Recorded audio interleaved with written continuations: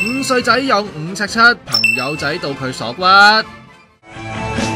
我沒有6尺高，但我會繼續高，我會接受我天生的高度，我會似座城堡的一個 tallest 的巨無，要是繼續發育，相信一定仲會有排高。高過6尺對佢嚟講有幾難隻。印度北方邦呢個僆仔5歲人仔啫嘛，已經5尺7啦。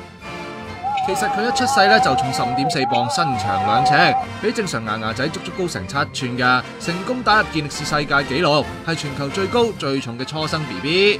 2歲半嗰陣，高同齡小朋友成個頭，食嘢多人成倍噃。佢之所以高人一等，好可能係家族遺傳噶，因為佢老豆有6尺7，阿媽更加名副其實係高妹啊，有成7尺3，曾經係印度最高嘅女人。當護士抱佢過嚟，我好開心。